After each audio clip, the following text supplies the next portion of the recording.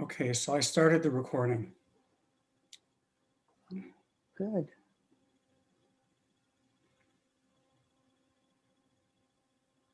Okay, thank you. All right, well, good evening, everyone. Thank you for joining us for our third speaker series, brought to you by the Greenest Health Medical Information Group, branch of the OMA. My name is Dr. Caroline Newman, and my co-chairs are Gilly Adler-Nevo and Dr. Kim Chi Tran. We are pleased to be able to present this speaker series every 2 months to our membership and to anyone else that wishes to attend. It is our mandate that we bring forth environmental issues, particularly highlighting our roles as physicians in disseminating information, lobbying, and seeking solutions to the current global climate crisis, as well as other prominent environmental issues. After our presentation, we will be having a Q&A. So please put your questions for our speaker in the chat as we go along. In addition, we are recording this evening's session. I would like to introduce our speaker for this evening, Maud Barlow.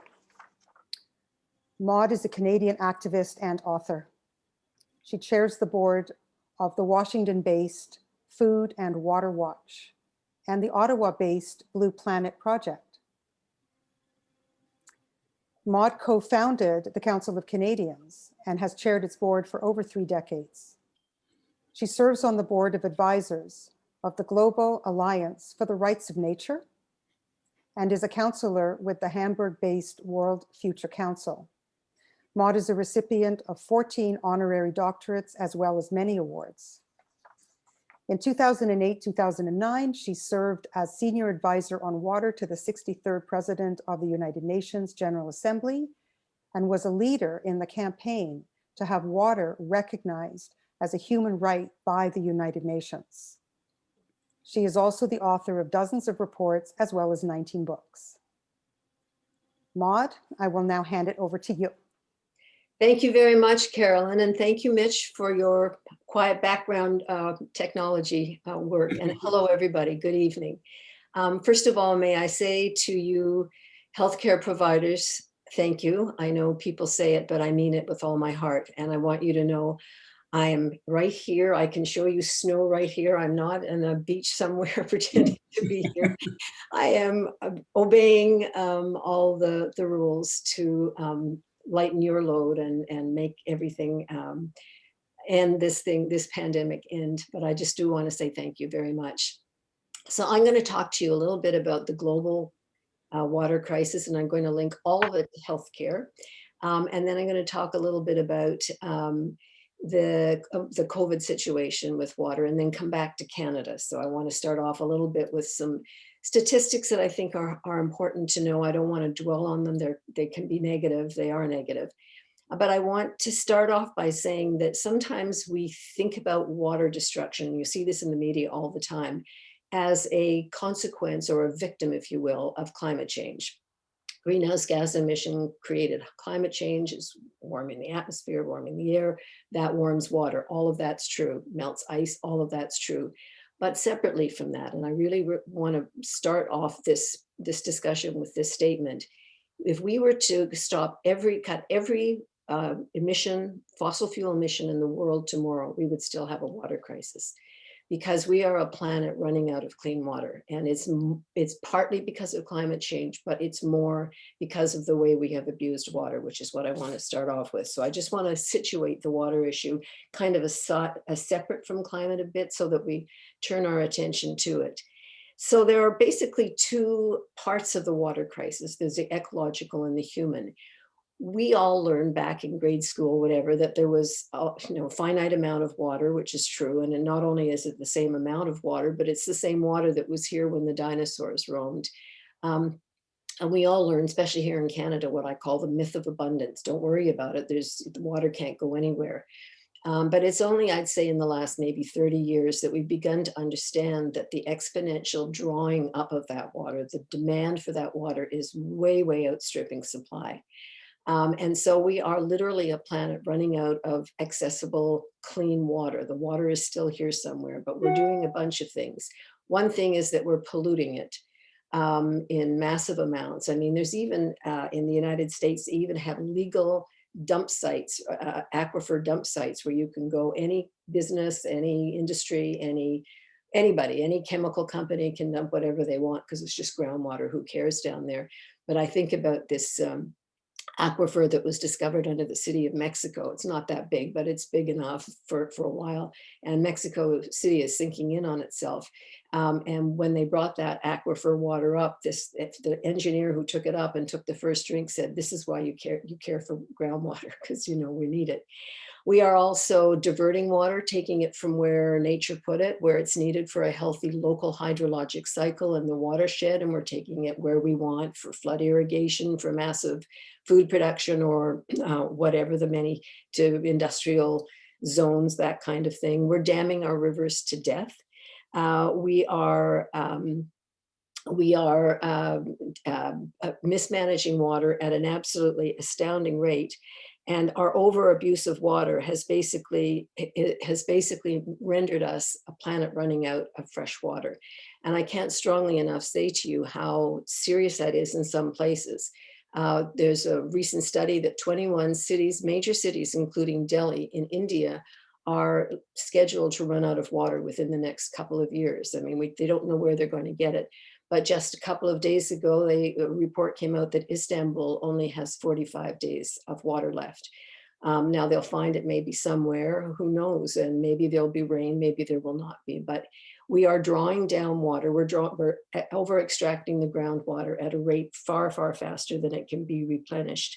And so what we know is that within 4 to 5 years, so the United Nations says 2/3 of the planet is going to be living in areas that does not have enough water, what they call water stressed areas.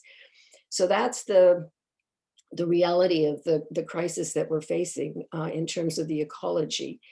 But of course, there's the human right to water, the human access. And I want to pose to you that the lack of access to clean water and sanitation is not only the greatest human rights violation ever in our lifetime, but it is the greatest health issue that we can be dealing with. By 2025, as I say, 2/3 of the world's population will be living in serious water stress. 2 billion people at the moment are drinking dirty water, contaminated water every single day because they don't have the ability to pay for it. And this is a World Health Organization statistic. The United Nations calls the water crisis the scourge of the earth. And we know that dirty water kills a child under the age of 5 every 2 minutes. So we are looking at a crisis, I would argue, of that, not to say COVID can't compare one to the other, but when you look at the sheer numbers, it is the greatest health issue. And I want to say that it's not just in the global south that we have these crises. In the United States, they're cutting off water to 15 million people every year, the water shutoffs, because they can't afford water. And there are millions of people in Europe, many of them migrants, of course, but many not, just poor people who don't have access to water and sanitation either. So you start off with that situation, and along comes COVID. And you all know, because you're doctors, that the first thing we were all told last March when this blew upon us was that you have to wash your hands with soap and warm water, and you have to do that as much and as often as you can. The United Nations says that at least half the population of the planet doesn't have a place to wash their hands with soap and warm water. And that in fact, 2/3 of all households in the global south and almost a half of all healthcare facilities don't have running water. So you're just starting off with a double negative, this pandemic that comes in to a situation where you simply don't have not just the money or the money for the vaccines, but you don't have the very basics for running water. But the good story about that, I'll get hopeful in a minute, but I just feel I have to sort of put it out there because I think people just kind of see water as a subset of climate change. And I'm wanting us to think of it kind of separately. But the good news that might be coming from that, and it's been anecdotal so far, I've just been gathering this information, and I'm working with the UN Special Rapporteur on Water and Sanitation, and they're going to do some more formal facing of this or research on this. And that is that it seems to be that a number of the aid agencies and wealthy countries that are giving donor funds for COVID in the developing world are gearing it to sanitation.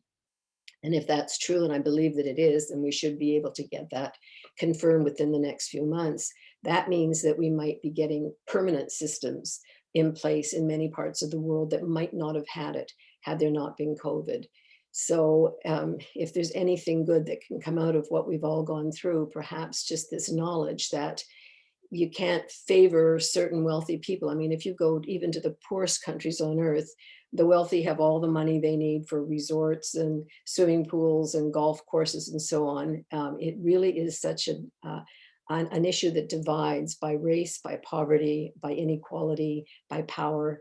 And so knowing that we can't beat this pandemic, and we're not going to beat future pandemics unless we can deal with this. And so this might be the only or one of the silver linings that might come out of this. I'm writing a new book on hope because I think there's a need for it, hope and activism. And I just wrote a section about the Second World War and how the Second World War, which we know was so awful, but what came out of it was a whole human rights regime that had never existed in the world before. The United Nations Declaration of Human Rights in 1948, which became the model for in Europe and Canada for all over the world. And then following that were rights of children, rights of women, rights of refugees, and rights of indigenous people. So just the notion that of such a thing as human rights and the different levels, the right, to not be tortured or not, to be allowed to express your political opinions, or the next level of, where you expect governments to do something like health and education and so on, water services, and then to the more collective concept of the United Nations Declaration of the Rights of Indigenous People. It's been a whole growth in our understanding of what human rights means, but it came out of something quite terrible. And I guess I'm trying to see what we can pull out of this crisis. Now, I want to talk just for a few minutes about what I call the politics of water, because if I'm right and about this crisis, and these aren't my statistics, they're the UN's and others, then we are a planet running out of water. We're a planet where the demand is growing, and who makes decisions about who gets access to water is critically important. And I will tell you now, there is a mighty contest going on between those who say that water is just a commodity like oil and gas, and you should put it on the open market for sale, and let the market decide the level of price, and charity and aid agencies and hopefully governments will fill in the gaps when people can't afford it. And of course, people know, even those who are promoting it say, yes, the price of water will be raised to new levels. So that's one side. You get a guy like Peter Brabeck, who's the former CEO of Nestle, and he was totally against the human right to water until we got it at the UN. And then he said, oh, okay, well, I would put about 1.5% of the world's water aside for the poor, and the rest goes on the open market. So, this is the thinking, and this has been very much the way the World Bank has been. They basically said to poor countries, if you want aid for water services to build infrastructure, you have to take a private company. We'll choose the company. We'll do the contract. Don't worry your little heads about it. We'll take care of it. And so the whole privatization of water services has been an absolutely huge issue. There's also, of course, the bottled water issue. Again, a multi-billion dollar industry. I think this last year, something like $465 billion of profit from that industry. New report from The Guardian says that every minute, 1 million bottles of plastic water or plastic bottles of water are sold in the world. And that if you were to put those annually, just what's sold annually, end to end, they would reach halfway to the sun. So that plastic is going back into our lakes and our rivers and our oceans. and it's not breaking down. It takes 400 years to break down, so that we know now that it's in our food, it's in our bodies. We don't know, and there may be some of you doing some research on this, but certainly we have no long-term analysis of what the effects of ingesting plastic, but plastic is everywhere. And by the way, there's way more microplastics in bottled water than in the water coming out of your tap, which I think is really important for people to know. And then there's what's called water trading. For instance, in Australia, where they're in water crisis and have those terrible fires, a number of years ago, the government said to farmers, well, to anybody who had access to water licenses, mostly farmers, we're going to convert your license to a water right. And then you're going to be allowed to sell that water right. So they basically privatized the actual water. And so the idea was, well, the farmers, if they can make money by conserving and then selling that extra water, they'll do that, right? Win-win. What happened is that the big agribusiness came in and started buying the small farms. And then the speculators came in, and then the foreign speculators came in. It was a free-for-all. It was totally unregulated. And all of a sudden, the price of water just went through the roof. And when the government, new government years later, tried to buy water back for the Murray-Darling, which was and is in crisis, they couldn't afford it. And they actually have water barons, people who actually believe that, well, not believe, they are buying it and selling it. And now they're selling water rights to foreign investors. So that water is not only not public water anymore, it belongs to everyone. And the latest, and something that we're fighting hard, but this really was a disturbing new trend. About 2.5 weeks ago, the major derivatives company in the world, located in the US, announced that it's going to offer water futures. So basically speculating. So instead of being the actual water, as is in Australia, which sometimes, by the way, they sell water rights for water that doesn't exist anymore, because it's, by the time they go to get the water, it's gone because of drought, but whatever. But anyway, in this case, it's water futures. And water futures means that you would be speculating on crisis. You'd be speculating on drought, mostly around drought in California. So where will there be water in 5 years? Or where will there be drought? Where will we know that they can drill more groundwater? And so you're basically speculating on people's crisis and people's misery. And I think it's just a really bad new development that we're putting together a group of movement of groups in the United States in particular to try to deal with that. So that's the big picture, this struggle. And we built an international global justice movement. We sometimes call ourselves water warriors, to claim water, protection for water as a human right, and sanitation. And of course, sanitation is a huge issue for girls and women, because in the global South, a girl's not going to go to school if there's no bathroom, if there's no private place for her at that school. And more often than not, there isn't. So she doesn't go to school. She walks with her mother to get water every day, whatever. And so, the whole concept of this being, a women's issue, but a human rights issue, I think is incredibly important. So, but and the whole notion of keeping water in public hands. So we built this movement to fight against water privatization, and we've had tremendous success. Something like almost 300 municipalities, including some really big ones that had tried privatization, have gone back to public management, because we have many studies now that show us that private water services are more expensive. They have to charge more because they have to find money for their investors, right?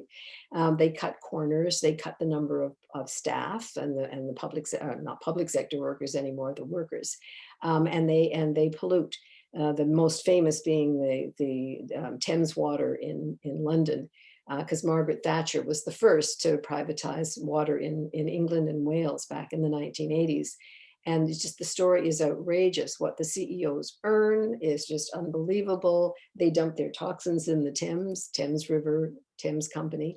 and pay very few taxes because somehow they work it so that they just don't pay taxes. It's a crisis every year, and every year some politician says we're going to take water back into public hands.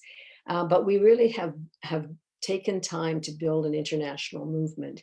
And in 2010, we got the United Nations to formally recognize the human right to water and sanitation. It was probably the sweetest day of my life. I had the privilege of working as a volunteer for the 63rd President of the United Nations General Assembly, a theologian, liberation theologian from Nicaragua, Father Miguel Descato Brockman, who died last year, wonderful man.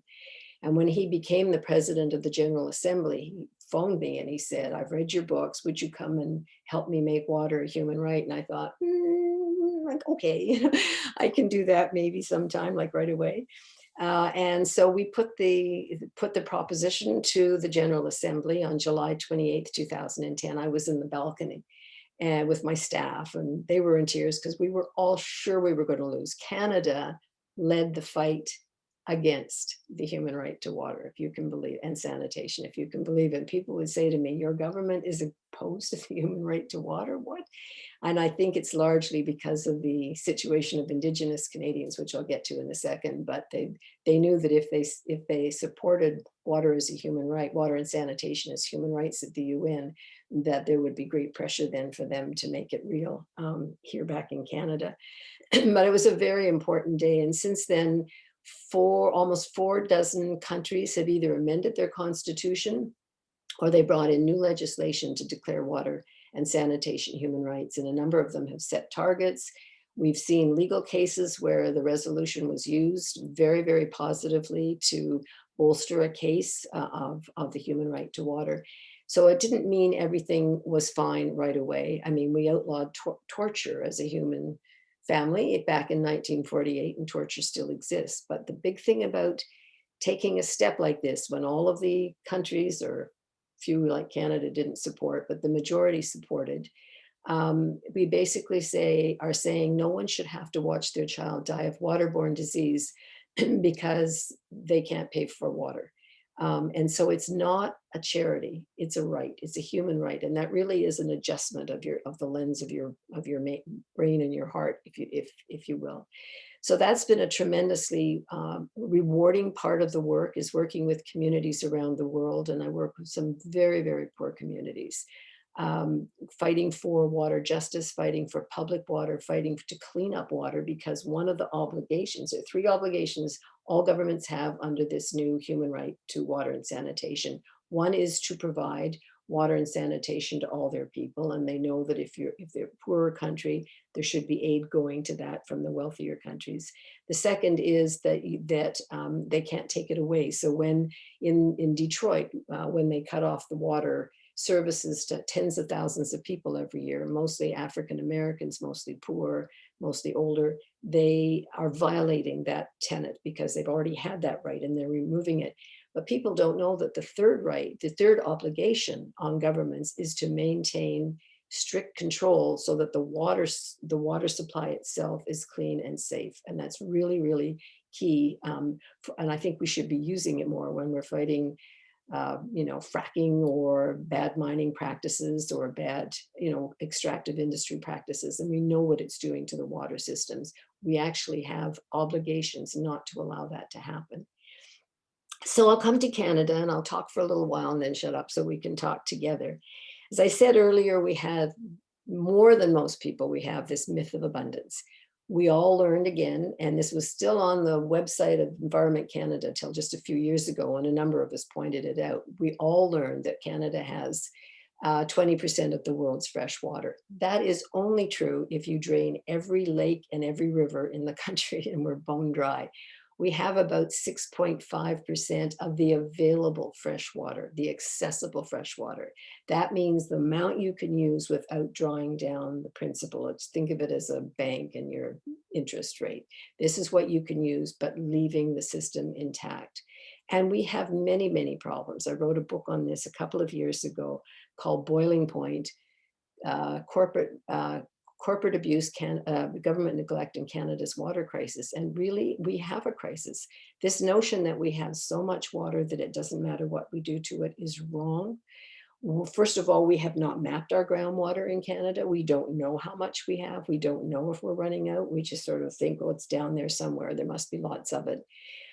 We don't monitor. We have no rules for agricultural runoff, and you would know about eutrophication. That's the overloading by nutrients of a water system so that the blue-green algae forms on the top of the lake or the river. Lake Winnipeg, which is the 10th largest lake in the world, is some summers just dying with this thick stuff on it. And it's mostly coming from the hog farms that are just dumping their waste, because these are massive farms with massive numbers of animals, and they use chemicals and hormones and pesticides and everything else. And that gets mixed in with everything and dumped into the waterways. We have very poor rules and regulations around mining, particularly in this province. We are the worst province in the country around mining, particularly the cleaning up of mines that are finished. And again, if any of you want any of these details, they're here. They're all in books or reports that I can share with you. We allow chemicals that many countries do not. When we fought against the Canada-EU trade agreement, CETA it was called, we would say to Europeans, you have much higher standards than we do on animal welfare, on GMOs, on food standards generally. We allow chemicals that are not allowed in many other countries. And something like 87% of all the chemicals on our shelves have not been approved by Health Canada. They're just out there somehow. They came in products, and they've never been tested or approved. We have, as you know, serious issues with First Nations in Canada. Although I will say that the government, and this is nonpartisan, I judge the parties by what they do, not, I'm just talking here about what has happened. The Trudeau government came into power first time promising to end the long-term boil water advisories by 2022, which is next year, of course. And they were, I would say, on their way. I don't think they're going to make it. In fact, I'm sure they're not going to make it, and they basically said that. But they have cut the number down from well over 100 to about 58 now, and they are on schedule to keep that going. I think we need to keep the pressure up there on the government and all governments. But I do want to say that I think there's been a change in the way Canadians view this. Canadians generally are very ashamed that there would be this crisis in First Nations communities. And I do feel that this is a moment to turn that around, especially with COVID. And First Nations are getting in many cases, first vaccines, with an understanding that getting to a remote community where there might not be a way to socially distance is crucial and a priority. We have very few regulations around the way we grow food, the mining and extractive industries. And we really need to go back to the drawing boards. And so a lot of us are working together to promote a way for the government to come up with a national water strategy and a national water act. And they've already begun, again, 4 years after they promised, but that's okay, I'll wait. The Liberal government has said they've set up a water agency, and now they're hearing from Canadians about what Canadians want. And I think that, again, I think the moment is right. COVID stopped that in its tracks, as they stopped a lot of other things. But I think that the dialogue is ready to happen. But we in Canada need to understand that we can't take our water for granted. 246 major lakes have serious blue-green algae problems from this eutrophication. And again, back to the Harper government, they brought in a law, an amendment to the Metal Mining Act, which actually said that, which actually allowed a mining company to apply to the government to have a lake renamed a tailings impoundment area. So no longer be a lake, and therefore it would no longer be protected by environmental rules. And we've been trying to monitor how many of these, there are dozens of them now, where mining companies have turned a lake into a place where they dump their waste. And these lakes are no longer protected. So, and there's all sorts of research around the contamination of groundwater from the oil sands, tar sands, whatever you want to call them, and the chemicals leaching from those operations into the water. I remember my first time going to Fort McMurray, took a bus with a group of people and including a number of First Nations leaders, and did a tour. And if you've never been there, you really should try to see. You should stand on the side of the Suncor operation. It's absolutely a moonscape and it smells horrible. I talked to one manager who said, my family lives back in New Brunswick. I wouldn't bring them to live here because I have to smell these chemicals every day, but I don't want them breathing them. And I could hear this gunshots. And I said, what's that? And they said, well, the ducks think that these tailing ponds, which are massive, right? Like huge dams, but they look like lakes. If you're a duck flying over, you see a nice lake, you go to land, you die, right? So they have to shoot bullets every couple of seconds to keep the ducks away. But I remember we went back to Edmonton and we held a press conference, and this young First Nations Cree leader, a youth leader named Mike Mercredi, was just about in tears. And he said, and I just never forget this, he said, you know, it would be kinder for you to come in with guns than to do what you're doing now. My aunties are all sick. My little newborn niece has cancer. It's just ravaging our community because they're downstream from the tar sands. And just the plea that he had and the eloquence with which he spoke was just absolutely amazing and really important. So what are we doing? What are the positives? Well, I talked about building the international movement, and it really is moving, and we're quite excited about it. And we really did make that huge breakthrough at the United Nations. You would not know probably because you probably didn't follow this too closely, but when the old NAFTA was replaced by the new NAFTA called the US-Canada, Mexico-Canada agreement, we fought to get several changes. One was under the old NAFTA, corporations from another country, say American corporations, could sue the Canadian government, and did lots, if they didn't agree with our regulations, if they thought that they were impinging on their right to profit.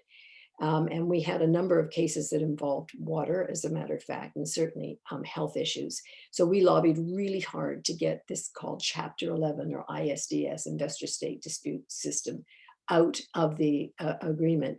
And lo and behold, it was taken out, which was a huge win. The other thing was, and people don't, again, I keep saying you have to be trade literate if you want to be economically literate. You have to know what these trade agreements are, because they're like super treaties and they supersede your domestic laws. And we really do sign away a lot of ability for governments to regulate.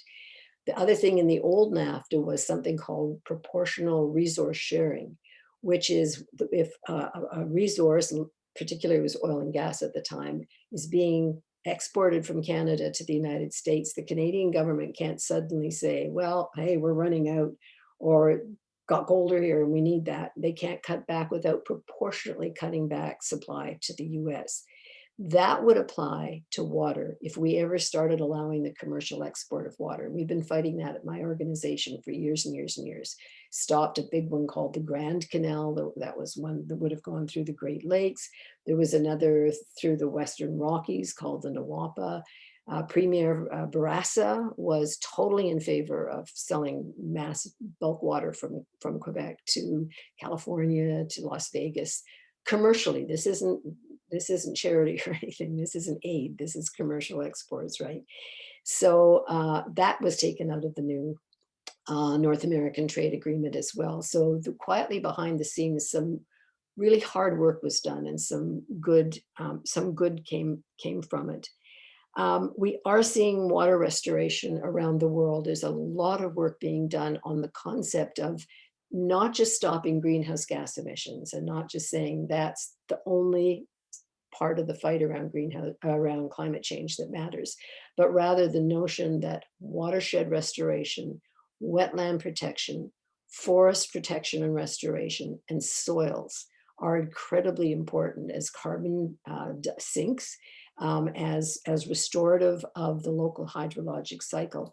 And it's really important to think locally when you think of a hydrologic cycle. Again, I go back to grade 6 and I can see the hydrologic cycle around the planet in the lessons that I had, but it's local hydrologic cycles. And if you remove the water or the vegetation from a local hydrologic cycle, the rain goes away. And we know that now. The rain is impacted by what we did to soil and water. And when we restore watersheds, we make miracles. And again, I've written about this miracles quite a lot because I think it's really important to have that kind of hope. And finally, I'll just talk about my most loved project called Blue Communities. 11 years ago, again, when Stephen Harper was Prime Minister, he said to municipalities in Canada, basically what the World Bank says to poor countries: if you want funding, you have to bring in a private operator, right? So he basically said to municipalities in Canada, all of the municipalities need water infrastructure upgrades. Some of them are 100 years old. Some are cities that are growing really fast. They just desperately need money. And so he said, if you want federal funding for these operations for water services, you have to have what's called a public-private partnership, which is you'll bring in a company, we'll choose the company or whatever. You have to move to a public-private partnership. And so we decided, rather than just always being against something, that we would launch something proactive. So the Council of Canadians and the Canadian Union of Public Employees held a great big conference in Ottawa almost 11 years ago now. And we launched something we called the Blue Communities Project. And Blue Communities started just with municipalities and just in Canada, but I'll tell you about the good part in a minute. But basically what we said is to municipalities, we want you to become a blue community. And we have a certificate when it happens in a ceremony with, VIPs and, a little signing ceremony and stuff and speeches. You have to do 3 things. One is that you have to recognize that or promise that you will protect and promote the human right to water. And that might mean different things in different places, right? The second is that you will maintain water as a public trust, so no privatization of water services. And the third is that you will phase out bottled water on municipal premises and at conferences and, conventions and concerts and stuff. And do some outreach education, especially here in Canada, where, except in First Nations, pretty well any municipality in this country, you can turn the water off and get on and get good, clean, accessible, sometimes tested every hour water. And so there's no need to be, providing plastic water for your staff or your counselors or whatever. So it started to take off, and we have something like 32, I should probably check on the latest number, but it's a lot of blue communities in Canada now. And the latest are Montreal, which we were very excited about, and Vancouver just became a blue community with this pledge. And it was very sweet. Years ago, when we first launched this, there was an 11-year-old girl named Robin Hamlin. She lived in Kingston with her parents, and she went to school one day and she saw a film that was made about my work and on the water issue. And she came home just devastated, absolutely in tears, got to do something about the world's water. And her mother thought, okay, well, she's kind of emotional anyway. She'll sleep on it and she'll be fine tomorrow. Robin wasn't fine tomorrow. Robin wouldn't stop talking about it, wouldn't stop saying to her mother, I need to do something. And so she said, well, let's write the mayor. Or no, she said, let's write the Council of Canadians and find out what they're doing. So we had just launched Blue Community. So I talked to her and I talked to the mom and I sent them information. She wrote to the mayor of Kingston, this little girl, 11 years old, asked to meet him. So she met with the mayor and he invited her to speak to City Council, and Kingston became one of the first blue communities in Canada. And this little girl went with her mother to a whole bunch of communities around cities and towns around Ontario. By my count, she was responsible for at least 7 municipalities becoming blue communities, and got tremendous media everywhere she went. She got asked to speak in schools and so on. And the Nestle marketing group would always be there with, criticizing, why are you listening to a 13-year-old girl by this time? What does she know? And here are the facts about the water we're taking and so on. And it was a lovely story, but it really does get people involved. But then I was in Switzerland, Bern, Switzerland, about 5 years ago, I guess now, maybe 6. And I met the then mayor of Bern, and I told him about Blue Communities. He said, I want to do it. This is where Nestle is headquartered. He said, this is my way of getting at Nestle, because it's hard to criticize them too much here. So I came back the next year. We had a big ceremony, and not only did Bern, Switzerland become a Blue community, but the whole Reformed Church movement and the University of Bern. So they had a great big celebration. It was quite wonderful. And then it started to spread, and it spread to cities all over Europe. Berlin had privatized its water 20 years ago, and the prices went up, and the service was terrible, and the quality of water was terrible. And they fought to get it back, but they had to buy it back basically from these companies. And so they decided we're going to become a Blue community and never let that happen again. And it was what was really special about Berlin was, and I was there just last year when they became a Blue community. We had a big celebration.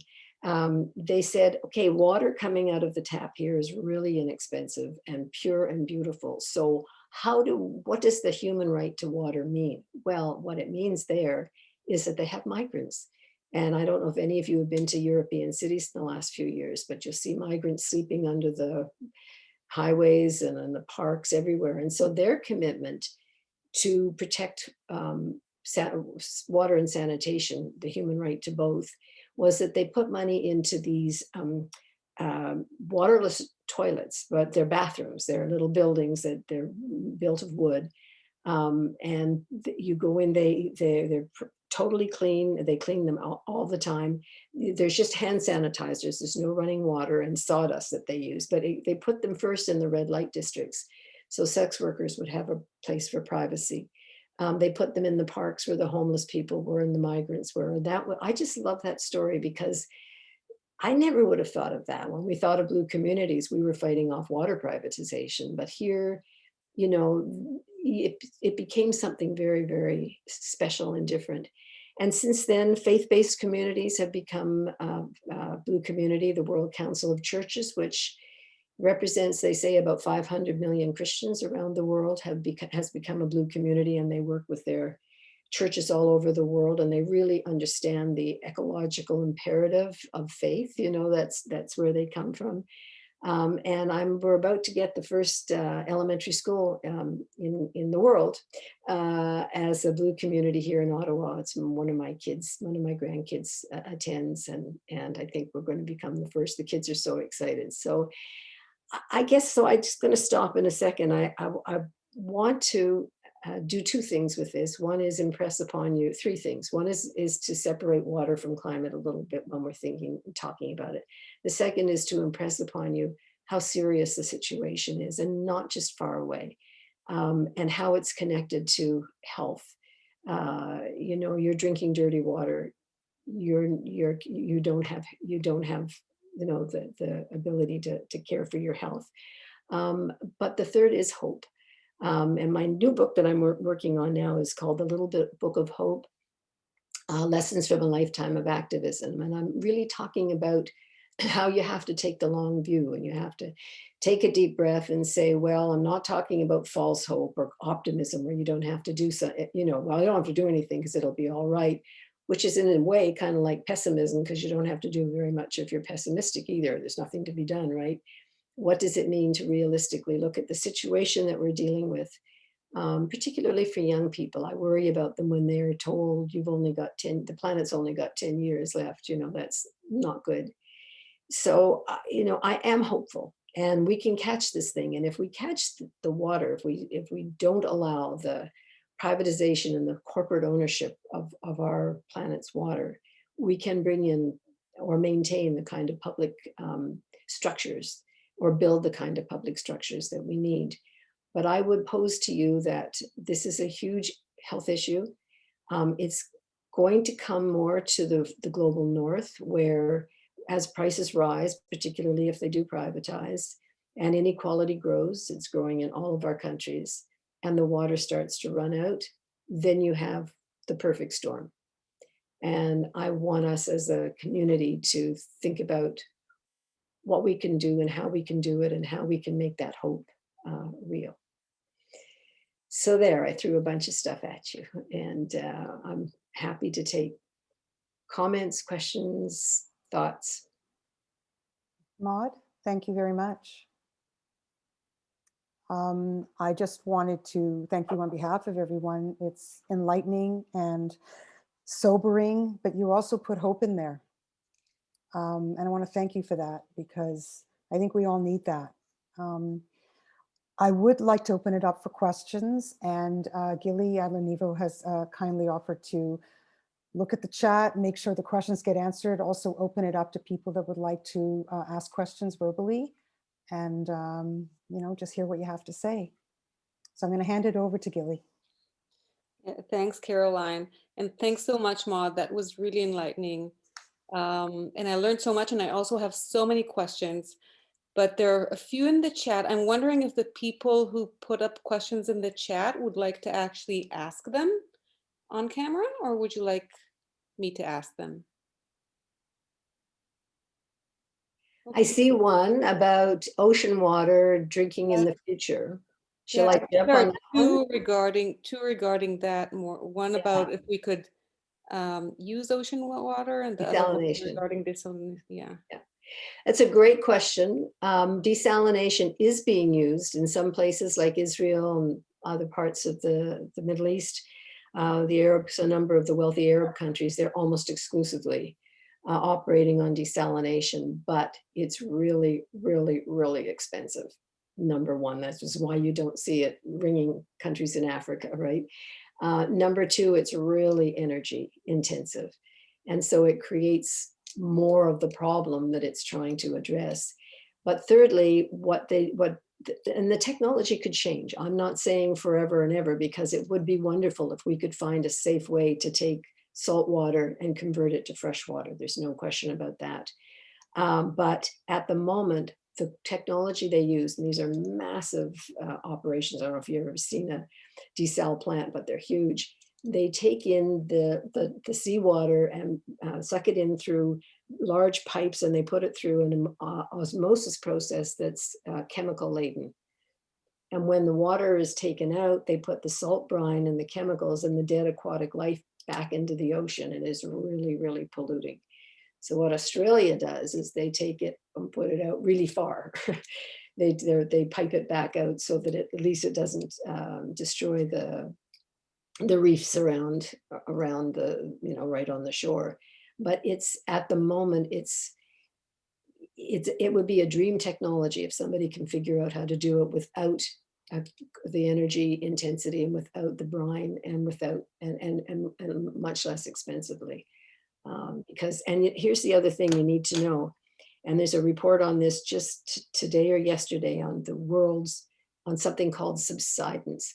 Subsidence is when you take out a massive amount of water from groundwater, from under the ground, it starts to shrink. And the way scientists explained it is, they said, think of, you've got a kitchen full of dirty dishes, and the dishes, you just stack the plates in like this, and then put water in it. The water will seep here, and it'll seep there, and it'll seep everywhere.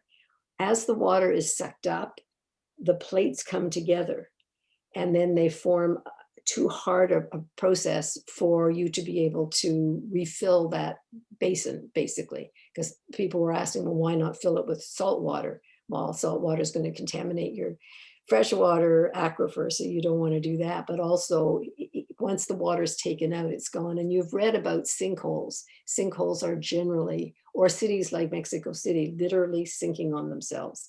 It's because they've taken the groundwater out from underneath. So if that city, and many, many, many cities is on the ocean, a coastal city, and the oceans are rising, and your city is sinking because of subsidence, people think it's just the rising ocean, but it's actually the double whammy of higher ocean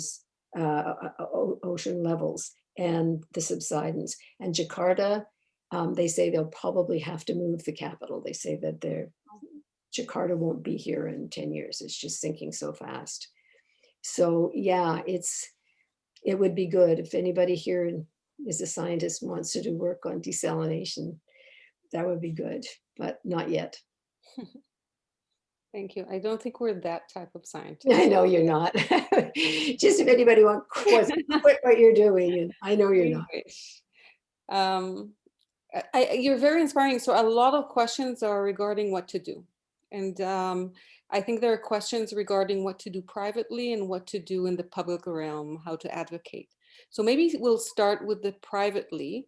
There's a question of we need to change our lifestyle regarding the detergents we use, the soaps, the shampoos. There's also a question whether we should use zero water filters if they're necessary in Toronto, so from the other side. And then we'll talk about advocacy. Well, all those things, and I'm sure people know the shower heads and all the kinds of things that we can do to lower the amount reduce the amount of water that we're using.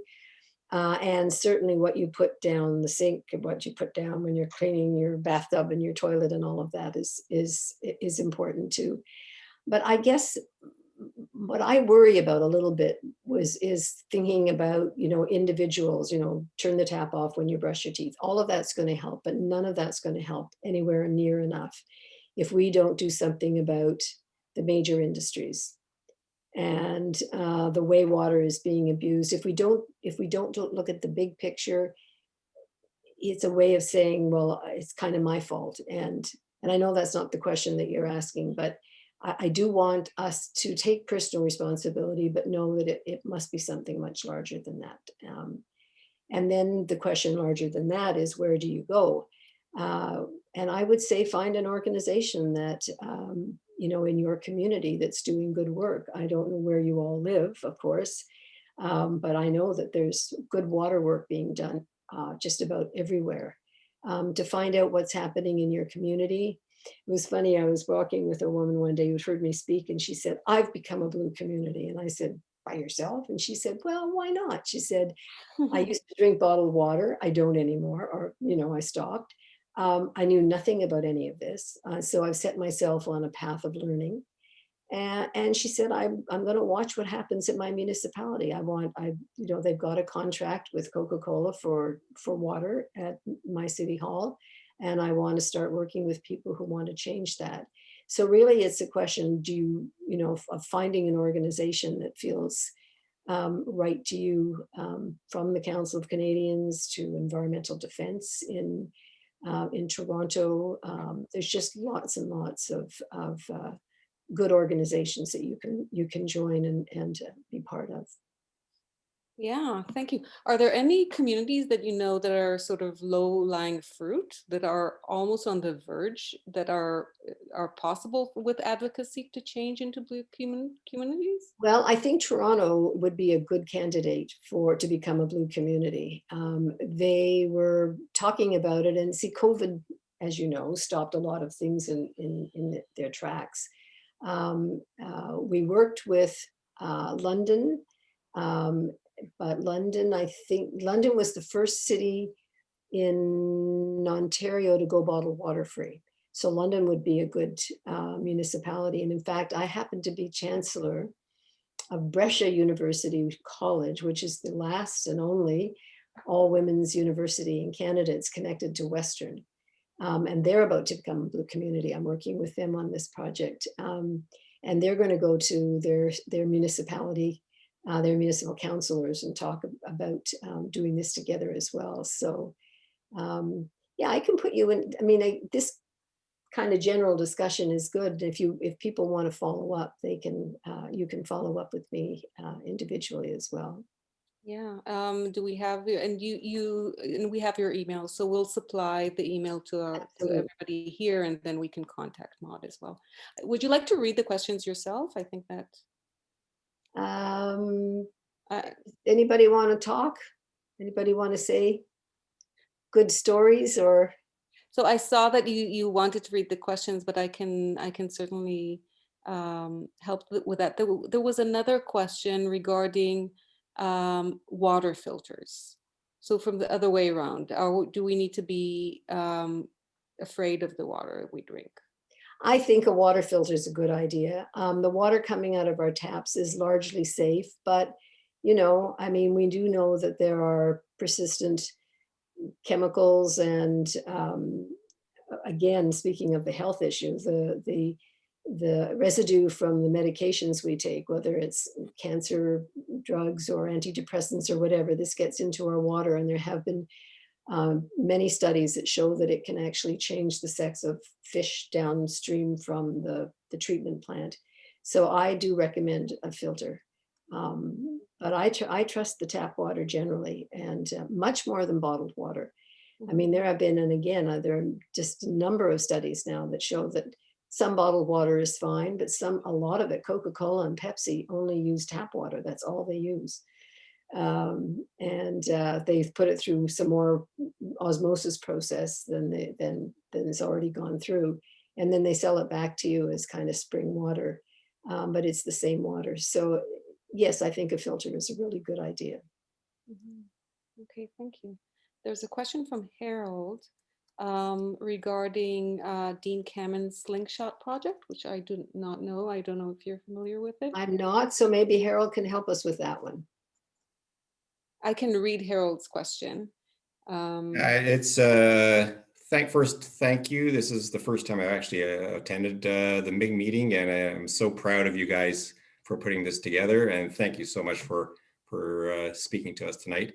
You were asking about innovation. I saw this documentary, I think it was in 2015, on Dean Kamen, who's the inventor of the Segway. And he invented this simple water filtration system that you could take to any country, use any quality of water, and it would be filtered and accessible to the community. And it seemed like it had great, you're talking about innovation. This seemed to be really innovative, and he's quite an innovator. And he couldn't get any funding until Coca-Cola arrived on the scene.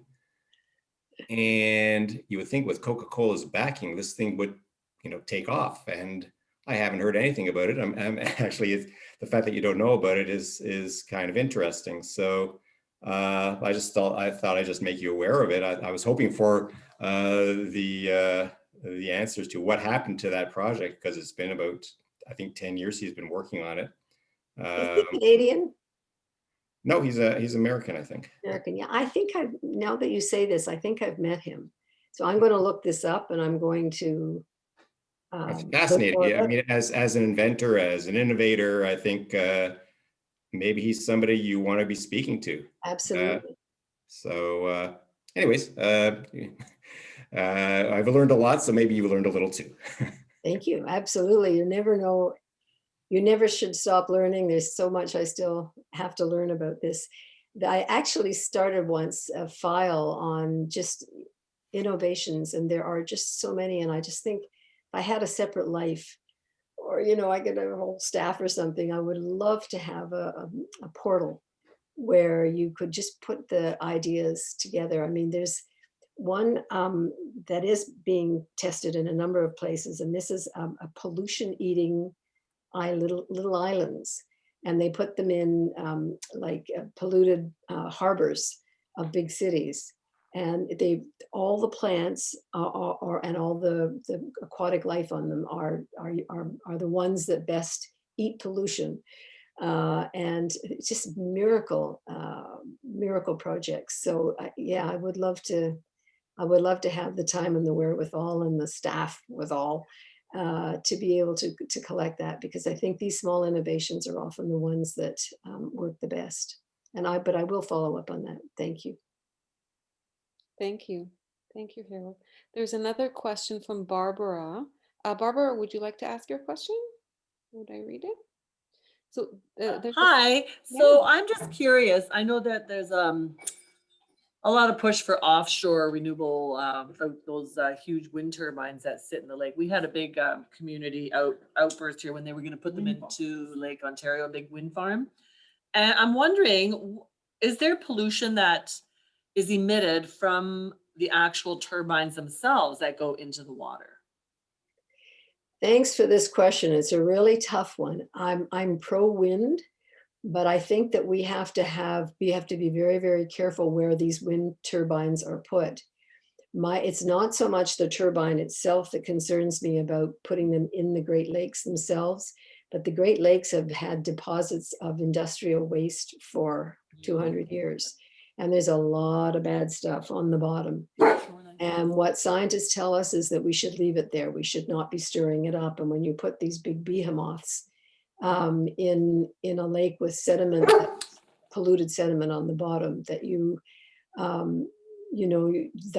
that's the pollution. It would be more the pollution to the water that's of concern. So I'm pro wind. I don't want to in any way speak against it, but I think we have to be very careful where these wind turbines, what they're put on, what kind of soil, and then if they're put in lakes. Are you in Kingston? Are you? No, I'm in Scarborough area, but there was talk at one point. There was a company that wanted to put them into the lake here. Right, I remember that. Yeah. Yeah, No, it's there's no easy answer to fossil fuels. Let's be honest.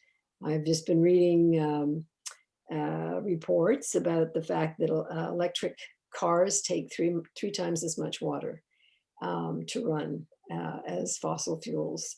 So, it's the cleaning of the fuels and how are we going to get that water? Is it going to be that electricity? Is it going to be more dams? Look at the fight against the Site C Dam in BC. So yeah, it's, I don't think we should assume there are easy answers because there aren't. Wind is going to be a part of it. Solar is going to be a huge part of it. Thermal is probably going to be a big part of it, but none of them are going to come without a price, I don't think. Exactly.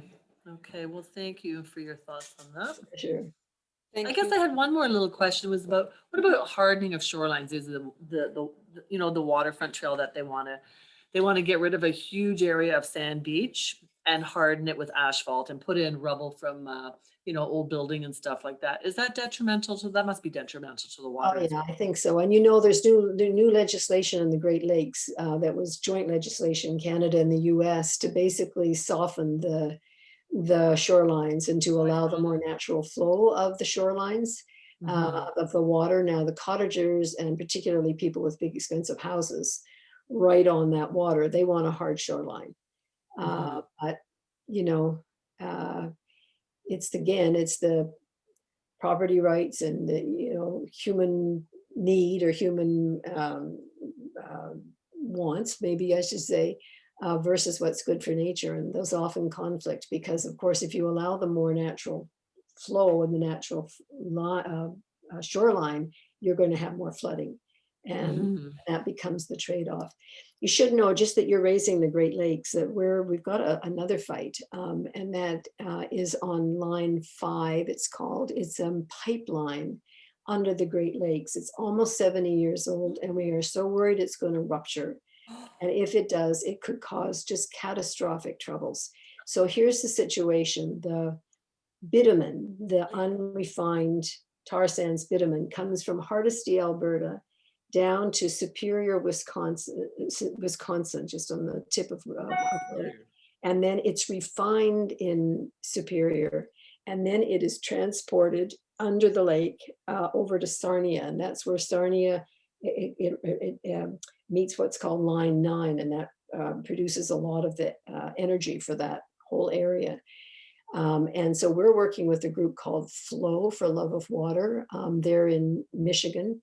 And they're very concerned, as are many American organizations, environmental organizations around line 5.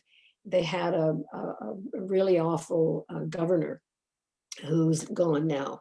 And they've got a new one, Governor Whitmer. She's the one that they almost kidnapped. Remember, there were some of those thugs were going to kidnap her and put her on trial, whatever.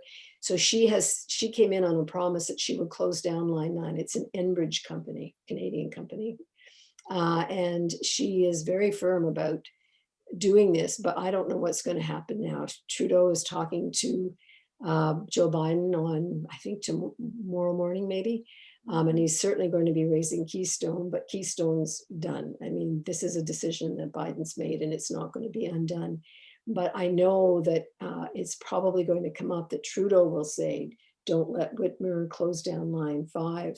We've also had Premier Ford lobbying Governor Whitmer saying don't touch that pipeline because there are hundreds of jobs on the Canadian side dependent on it. So again, one of these situations, and the union, of course, in Sarnia is saying we absolutely desperately need those jobs. Please don't shut that pipeline down. But I was on a call today with one of these, the environmentalists from this group for Love of Water, and she said, well, take the number of jobs that are created by that pipeline and put them up against the number of jobs that would be lost if that pipeline bursts. Because we are talking about, people who have a whole livelihood is around fishing and agriculture and tourism and recreation and just people who live on that shore. And there have been models of what would happen depending on how bad the rupture is and how far this oil would travel. So again, it's, people say, oh, it doesn't have to be the environment against jobs. And I agree with that long term, but it's a hard decision when it's right here, this particular decision to be made. But you're going to probably hear more about Line 5 in the future. And it's very much a threat to the Great Lakes, in my view. So much to do, huh? So much Lots to do. And if you guys want to read my little books, Whose Water Is It Anyway is my latest, and that's on Blue Communities. And this is the one, Boiling Point, on Canada, if you want more information on what's happening here in Canada. And I think as doctors, as healthcare providers, if you put that lens to the work that we're doing here, there will be ways that you'll come up with thinking about helping us. I really feel one large role for doctors as individuals, but more importantly for any associations that you have, is to get more involved in the issue of chemicals. What chemicals are allowed into our waters. And the place to go for that is the group called Eco Justice. They do really, really good work.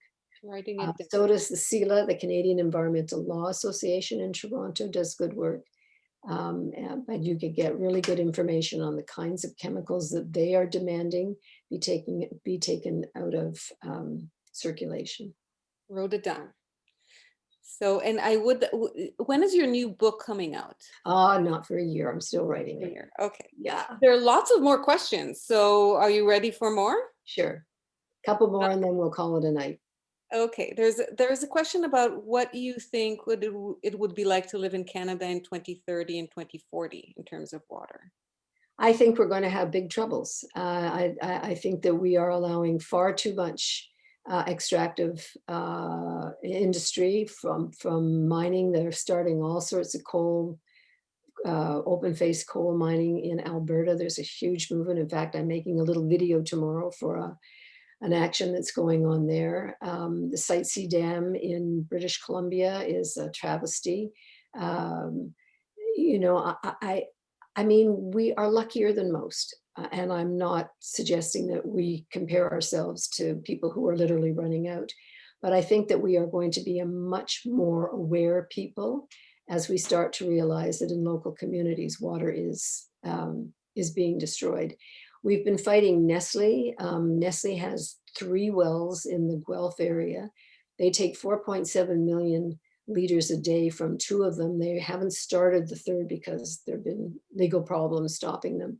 But once that well is going, they'll be taking 6 million liters of water a day. And they put it in plastic and ship it away and sell it. I think they pay something like 1/20th of a cent for the water, and then they sell it for close to $2. So there's going to be much more awareness that we are blessed in our country with more water than most per capita, and we have a responsibility to take care of it.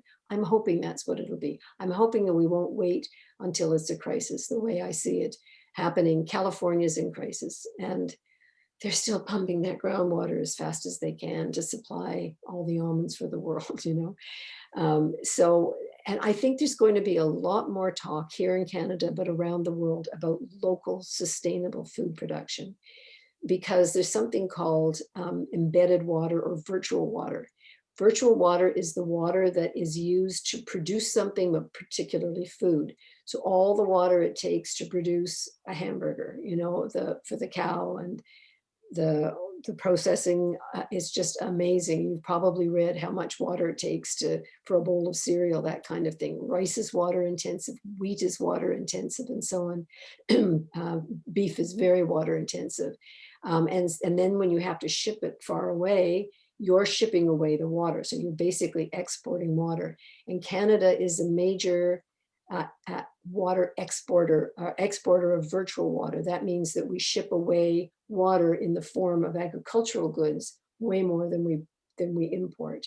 And at some point that's going to catch up to us. And in fact, I quote in one of my books, I quote this trading expert who says, the wars of the future on water are not going to be fought by armies. They're going to be fought on the stock exchanges around wheat and, you know, commodities, because it's not coming and taking the water. We're not going to pipe that water anymore. Those were schemes in the 60s and 80s and 70s that never went anywhere. It's going to be the water in the food that then is exported. And we're going to have to stop doing that. To some extent, we're going to have to cut right back. I worked with the folks in Montpelier, Vermont, the capital of Vermont, and when they brought in their legislation on groundwater to protect it and to name it as a public trust.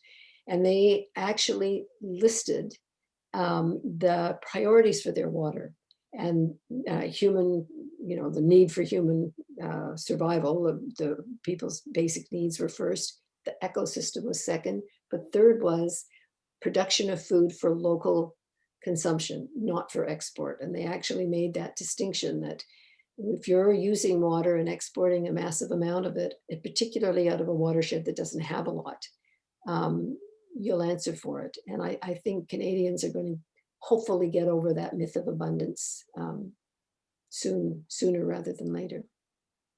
Do you know a bit regarding the history of bottled water? When did all this start? Why Back in the seems 70s, crazy. Why would people want to take water and put it in bottles? back in the 1970s, there was, in fact, I've got those stats right here somewhere. There were just like hardly any bottles of water. It was a very European thing to do, was to take the waters, they called it.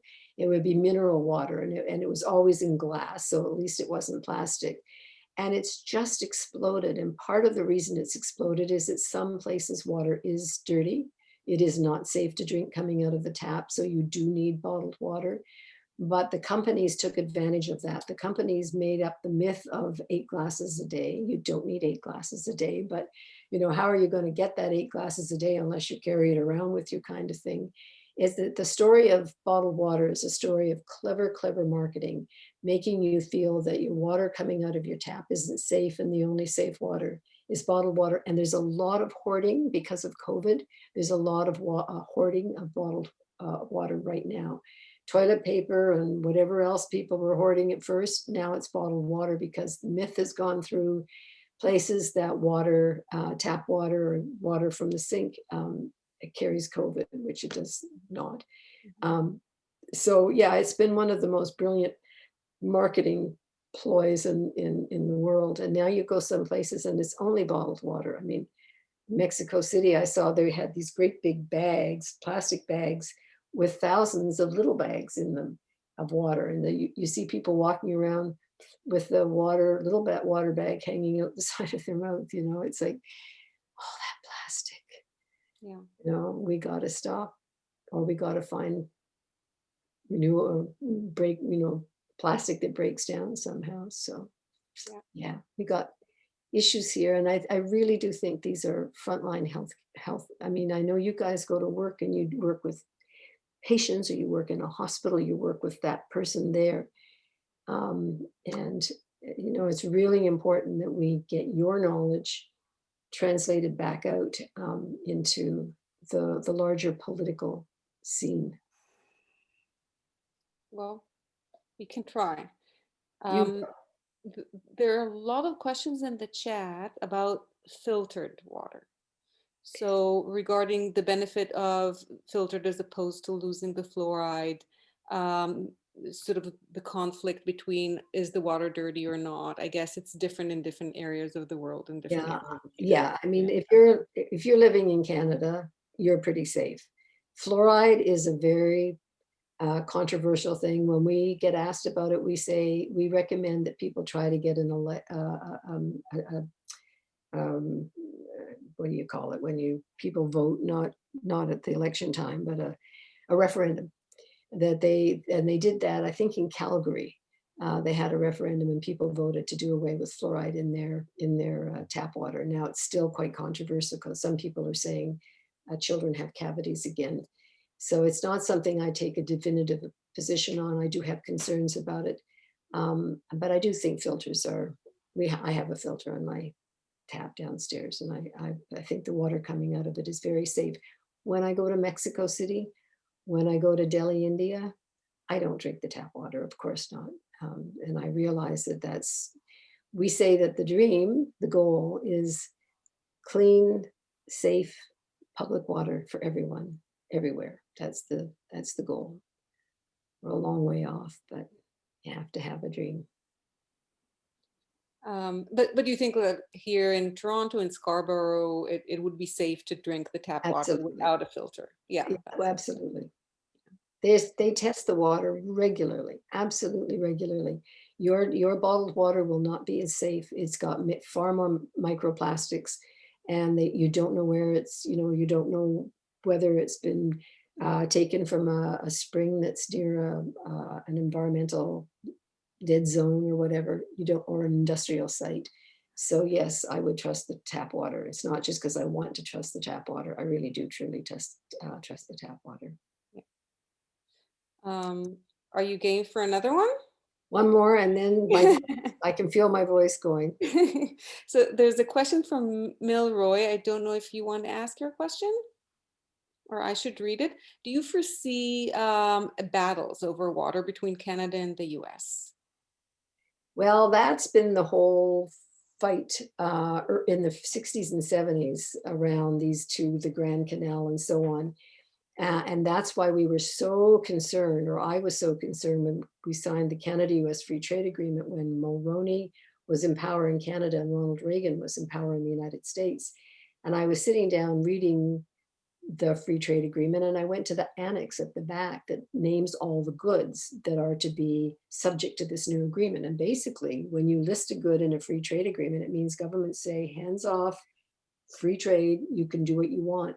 There was water in all its forms, including ice and snow. You could have knocked me over, I thought.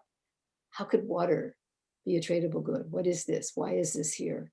And that's what set me on a journey, on my water journey, was exactly that, was just finding out that and beginning to understand. And I have a great quote in my first book I ever wrote from a senator who's about that clause in the Canada-US Free Trade Agreement, said, now we have access to Canada's water.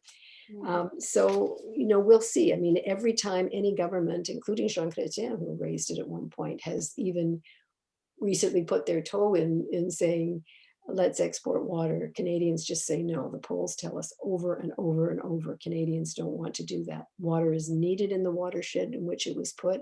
It wouldn't be a charity anyway. It would be a commercial endeavor to go to, do I want the water here going to Las Vegas so that they can continue to destroy water? No. And I think most Canadians would say no as well. I think, taking care of our water as people from water stressed areas of the world need to come here is probably the more sensible thing to do with it. So, but yes, I can imagine that there could be a time. I mean, there are 48 states are in trouble water-wise, and some of them are in real trouble. The Ogallala Aquifer goes down the entire Midwest of the United States, and the Department of Agriculture says it will be gone in our lifetime. And this is what they use. I don't know if you've flown over, but you see these big circular, in the agricultural areas, great big circles. Well, they come from rotating pumps deep under the ground that rotate and pull that aquifer water up. And so what they just only discovered this kind of technology in the late 1950s. And it was so powerful and so immediate that they turned the desert into an oasis, and they grow so much food on the Ogallala aquifer, but it's being taken down. It's a wonderful book called Ogallala Blue, which basically says that this aquifer technology brought life to a vast area of the Midwest and the United States, and it will bring death. So when that's gone, I can imagine there will be real interest in Canada's water, real interest. So we need to get politically aware of what all this means. Yeah. So I think we'll end here. Thank you so much. My entire pleasure. And we're waiting to read your new book in a year, which is titled Hope. A Little Book of Hope. The Little Book of Hope. Little Book of Hope, Lessons from a Lifetime of Activism. Okay, So Maud, looking forward to it. Maud, I want to thank you on behalf of all of us Pleasure. for your time and your energy and your lifetime of work for something that's so important. You seem like you're not slowing down, and thank you. And you've sort of given us a lot of information and a lot of food for thought. And I look forward to reading the Book of Hope because it is a really sobering topic. I'd like to mention that I have put your email address in the chat. So if anyone wants to double check that, I hear that you're open to getting emails if anyone has other questions. Absolutely. And yeah, I just want to thank you again. This was really, really enlightening. Thank you. Well, thank you from me to all of you for what you're doing. You're the heroes and heroines. So thank you very much. Good night. Take care. Stay healthy. Thank you. I will. I'll be good. I'm really in Ottawa. Mask on and Mask on all the time. yeah, thank you. Good night. Good night, everyone. Good night, everyone.